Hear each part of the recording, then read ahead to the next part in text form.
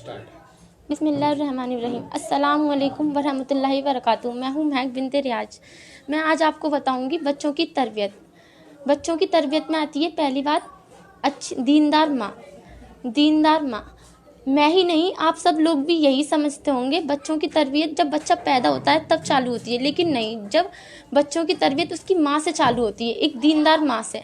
जैसा कि हमारे यहाँ हमारे माँ बाप के रिश्ते हमारे बड़े ही देखते हैं, तो ये फ़र्ज़ बड़ों के ऊपर होता है। जब बड़ों का फ़र्ज़ होता है तो बड़ों के ऊपर ही यही फ़र्ज़ होता है कि वो अपनी बेटी के लिए दीनदार दामाद लाएँ और बेटे के लिए दीनदार बहू लाएँ। जब दो नेक लोग मिलते हैं तो नस्लें आबाद होती हैं, लेकिन जब दो बदनेक लोग मिलते हैं तो नस्लें बर्बाद हो जाती हैं। इसलिए दीनदार माँ की बहुत अच्छी अहमियत है। बात आती है दूसरी बच्चे की कि बच्चा कैसा पैदा हो।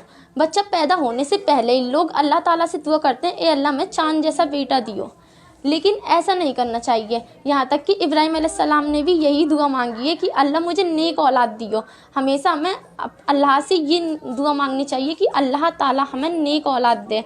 जैसा कि अबू जहल था। अबू जहल बहुत ही खूबसूरत थे, लेकिन जब उन्हें गुस्सा आता था उनकी आंखें लाल हो जाती थी। फिर वो अच्छे तो थे नहीं, वो बेकार थे। उनका दुनिया में ही ऐलान कर दिया गया था कि वो जहन्नम में जाएंगे, लेकिन नहीं, जो बिलाल थे, हजरत बिलाल, वो काले थे, नकटे थे, चपटे थे, कैसे भी थे, लेकिन उनमें गुण तो थे। तो जब हुजूर मोहम्मद सल्लल्लाहु अलैहि वसल्लम मेराज के सफ़र में गए थे तो उन्होंने कहा, ए बिलाल मुझे जन्नत में तेरे पैरों की आवाज़ सुनाई दी, तो तू जन्नत में जाएगा। अब बताइए, तब हम अल्लाह ताला से ये दुआ करते हैं कि अल्लाह हमें चांद जैसा बेटा दियो, तो हमें ये दुआ नहीं करनी चाहिए ना, हमें नेक औलाद की दुआ करनी चाहिए। इसलिए हमें अल्लाह ताला सिर्फ़ और सिर्फ क्या दुआ करनी चाहिए कि हम अल्लाह ताला से दुआ करें, ए अल्लाह ताला हमें तो नेक औलाद दे। जब हमारे नबी भी यही दुआ कर रहे हैं कि हमें नेक औलाद दे, तो फिर हमें भी तो करनी चाहिए।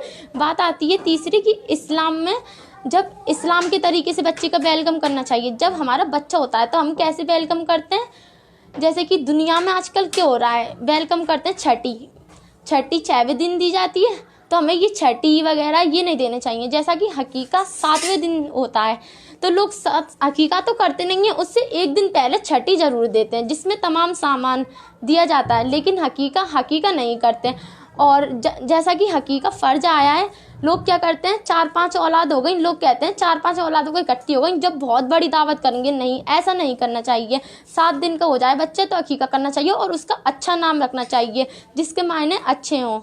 जज़ाकुमुल्लाहु खैर।